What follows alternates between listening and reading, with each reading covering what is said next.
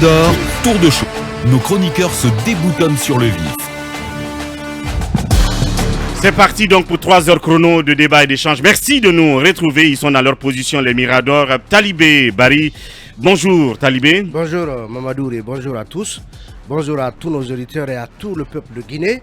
On a vu beaucoup d'inquiétudes sur les réseaux sociaux depuis la nuit d'hier. Depuis l'annonce donc d'un rendez-vous que le directeur général Aboubacar Diallo et Ibrahima Souri Lincoln Souma, un des chroniqueurs de l'émission Mirador, depuis donc qu'ils ont été invités à se présenter à la HAC aujourd'hui à 11h. Ouais. Voilà ce que dit la lettre que la HAC a adressée donc à Aboubacar Diallo, donc Conakry le 18 août 2022, à monsieur le directeur général du groupe FIM-FM Conakry.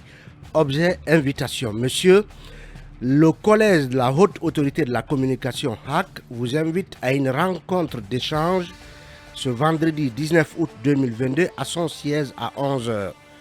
Votre collaborateur Ibrahima Lincoln Souma est également convié à prendre part à cette rencontre. Nous comptons sur votre bonne compréhension.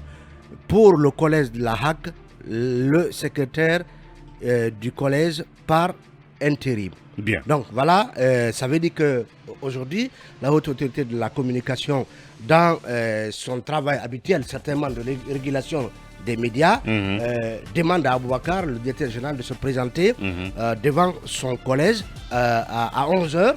On ne sait pas pour le moment de quoi il s'agit, puisque antérieurement, il y a eu ce genre d'invitation auquel d'ailleurs je me rappelle, on va dire entre griffes, tout le bataillon de Mirador avait été invité pour différents échanges sur des contenus suite à des émissions que nous avons produites ici au compte de Mirador.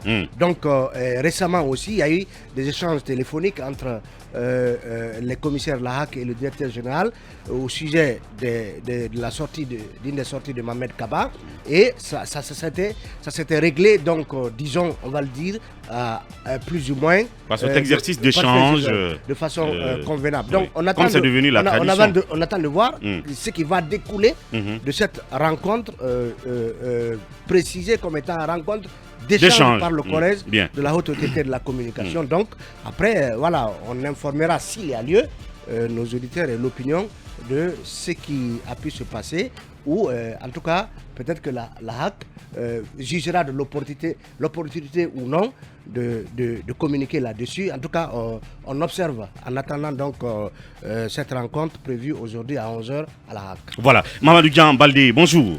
Bonjour Mamadou et bonjour à tous. Mohamed Kaba, bonjour. Bonjour le philo-journaliste, bonjour aux auditeurs, bonjour aux téléspectateurs et bonjour aux auditeurs de l'Allemagne, surtout à Hambourg, à mon ami personnel Tidjane Keta. Voilà. Bonjour Akoumba Diallo. Bonjour Ouri, bonjour à nos chers auditeurs et téléspectateurs, bonjour à Dalen dans l'Abbé, bonjour à Koumbia dans Gawal, bonjour à Nono dans Kouroussa, mais bonjour à Ségou et Mopti dans Mali. Mes hommages à tous les Koulibaly. Bien, bonjour Basekou. Bonjour Mamadou Ouri Diallo, bonjour à mes parents de Djongassi dans Timbitouni. Et bonjour à la grande communauté de Fellogao, c'est précisément le district, en tout cas tout près de Massi. Bonjour à la communauté de Wansan, de Bantignel.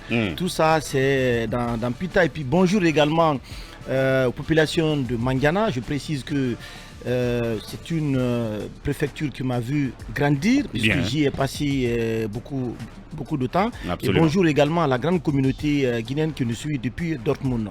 Voilà. Bonjour Diarey Girassi. Bonjour Uri, bonjour à toute ma Guinée. Bien, on reste avec vous Diarey pour parler de la menace d'expulsion au sujet de la cité des journalistes du côté de Matoto. Alors, je vais aller dans la chronologie des faits puisque tout a commencé en 84-86. C'est là que les choses se sont décidées par rapport à la mise à disposition de ces logements sociaux. C'est vrai que c'était en marge du 20e sommet de l'OUA actuelle Union africaine. Que le gouvernement d'alors avait décidé de mettre à disposition des logements sociaux. Le général Lassana Conté. En fait, en 84, la décision sous Sékou Touré, pour le moment. C'était sous Sékou Touré que l'initiative a été prise. Oui. Et quelques temps après... il y a eu un renversement et cela a quand même amené le pouvoir à saisir les biens. Et en 85, le pouvoir, la junte militaire dirigée par Feu Général Lansana Conté, a décidé de restituer les biens saisis. Et c'est dans ce cadre-là que le gouvernement a décidé de restituer, en fait, de mettre à disposition ces maisons qui n'étaient pas du tout achevées. C'était des maisons en murs et tôles uniquement. Et justement, le projet concernait la cité de Kipé et la cité de Matoto. Et finalement, des fonctionnaires, journalistes, des médecins et autres fonctionnaires se sont quand même engagés à achever les travaux de ces cités sous la supervision justement de la société Sokoba. Et c'est ce qui a été fait de 86 à nos jours. C'est vrai que ces fonctionnaires ont occupé les lieux, c'était pas du tout équipé, il n'y avait pas d'électricité, ni d'eau, pas de fosse commune, ni rien. Et finalement, eux, ils ont occupé les bâtiments et ils ont continué à travailler pour achever les bâtiments. Et de 86 à nos jours, ce sont ces fonctionnaires qui font tout, notamment dans ces cités. Et c'est ces fonctionnaires qui payent également des loyers. Et quand on prend les 71 bâtiments au total de nos jours, on voit que les habitants qui étaient ont toujours payé le loyer, c'est-à-dire le prix pourrait varier selon les pièces, puisqu'il y a des pièces de 2, de 3 et si je ne m'abuse de 4. Oui. Et finalement, c'est en fonction de ces pièces que les prix étaient fixés. Et de 86 à nos jours, les habitants de ces cités ont quand même payé les frais de loyer qui s'élèveraient de entre 500 à 750 millions de francs guinéens. Et à cela s'ajoute l'investissement qu'ils ont fait sur ces maisons-là pour les terminer. Tout à fait, tout à fait. Et aujourd'hui, c'est vrai que si on veut... Et donc aujourd'hui, on les somme tout simplement de quitter. Quitter, mais si on veut le faire, mais c'est vrai que l'État a le droit quand même de récupérer ces terres, mais justement, il doit le faire avec les règles, la loi. Je pense que ceux qui habitent dans ces maisons doivent être indemnisés, c'est la moindre des choses. Si on doit leur retirer cela, puisque ce sont eux d'ailleurs qui ont investi dans la construction de ces logements, il faut que l'État avec leur maigre salaire, parce qu'il faut rappeler que ce sont des journalistes. Oui, des journalistes qui sont nos dévanciers dont on mal... parle, les doyens de la corporation. Certains sont à la retraite aujourd'hui. Voilà quoi.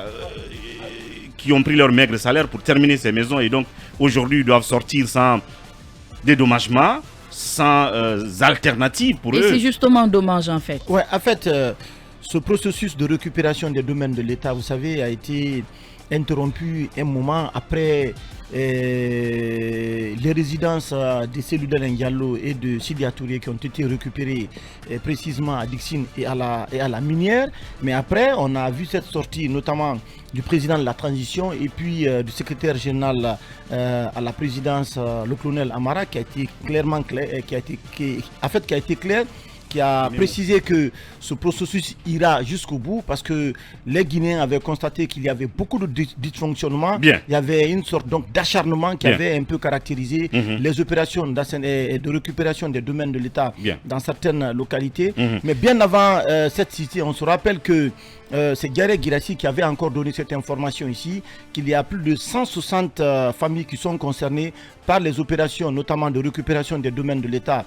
Du côté de la SIG Madina, nous avons envoyé des reporters sur place, et bien les familles nous ont dit qu'elles ont reçu des lettres d'information demandant de quitter au plus tard le 30 octobre. Donc c'est la suite logique de l'opération qui a été lancée depuis. Maintenant, ce qu'il faut considérer, c'est qu'il faut qu'il y ait forcément de la forme. Il faut que le CNRD, le ministère de l'Habitat, la Direction nationale du patrimoine bâti public tirent les leçons, notamment des insuffisances qui ont caractérisé les premières récupérations des domaines de l'État. Cette forme, j'y tiens, parce que si ce n'est pas fait, ça peut provoquer des frustrations. Il y a des gens qui ont passé des bails avec l'État, certains se sont installés. En tout cas, tous ceux qui sont dans les règles, qui sont dans les règles, il est de la responsabilité, notamment de la Direction nationale du patrimoine bâti public, de voir ce qui peut être fait pour éviter encore des frustrations de ce côté. De ce côté, oui. En parlant de la cité des journalistes, ils ont fait un mémo, je crois, à l'attention du président de la transition. Tout à fait. C'est vrai qu'ils ont sonné l'alerte dans ce mémo. Ils ont rappelé quand même la chronologie des faits, comment ils sont parvenus à entrer en possession de ces bâtiments. Et ils ont justement fait entendre leur cri de cœur par rapport à la façon déployée ou la façon employée pour justement les déguerpir des lieux. C'est quand même un message fort qu'ils lancent à l'endroit du pouvoir de Conakry pour que ceux-ci-là puissent quand même faire parler leur cœur, puisqu'ils ont quand même ils ont énormément investi dans ces bâtiments dans lesquels on veut les faire sortir. Voilà, Talibé Bari, même si on ne peut pas les nommer, on les connaît, ce sont des pionniers, des dévanciers dans la presse en Guinée, qui n'ont certainement pas pu avoir de l'argent avec leur maigre salaire pour se construire des maisons. Ils ont investi sur ces lieux-là. Maintenant qu'ils doivent sortir sans même être dédommagés et sans même avoir le maximum de temps pour avoir où aller, ça devient un problème. Oui, vous le savez, comme moi, le journalisme, surtout tel qu'il s'exerçait par le passé, c'était davantage un métier de misère. Ouais. Mais c'est ceux qui ont occupé cette cité en 84, c'était en partie les résistants à ce que, à l'époque, la révolution appelait lutte contre l'impérialisme. Parce qu'à l'époque, il n'y avait pas de médias privés. Oui, c'était la RTZ, la voix de la révolution, la radio et la télé. Donc, ces messieurs, ces dames qui vivent dans ces cités, ils ont rendu d'énormes services à ce pays. Absolument.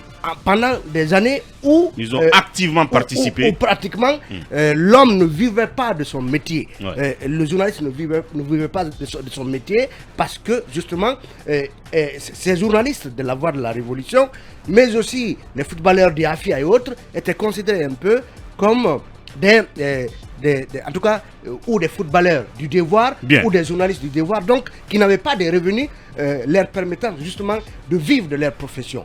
Donc, ils ont rendu d'énormes services à ce pays. Je ne peux pas comprendre qu'après autant d'années, et les montants que, comment dirais-je, Djaraï avance 500 à 700 millions, ça vous fait déjà, dans certaines localités, une maison du Grand Conakry, une parcelle et une maison. Je pense qu'il faut penser à transformer en tout cas le cas de la cité des journalistes en location-vente qui ferait justement que ces journalistes, ces doyens, ces héros, à mon avis, du micro, qui ont défendu ce pays, puissent continuer à vivre là et à hériter justement de ces bâtiments. Ces bâtiments-là. Donc je pense qu'on ne peut pas de but en blanc. C'est pourquoi on a souhaité un traitement au cas par cas. Parce que justement ces messieurs, si vous les délogez de là, combien d'entre eux ont pu épargner pour construire, pour se construire, justement parce que ils étaient dans ces cités, ils paient des loyers, peut-être que dans l'optique que cela désormais devient une propriété après autant d'années de loyers payés donc à l'État. Et d'investissement sur puisqu'ils ont adressé ce mémo au président de la transition, je pense que le président de la transition doit être sensible à cela, comme il a été sensible à d'autres cas du côté justement de la cité ministérielle, où de grandes familles de ce pays, de grandes familles, de grands dignitaires et de gens qui sont battus pour ce pays résident et l'État a décidé de les épargner. Donc il en faut autant, à mon avis, pour chez eux, ces chers doyens, ces chers aînés et leurs familles qui logent donc dans cette cité des journalistes. Voilà ce qui est dit. On va évoluer avec vous, Akoumba Diallo, pour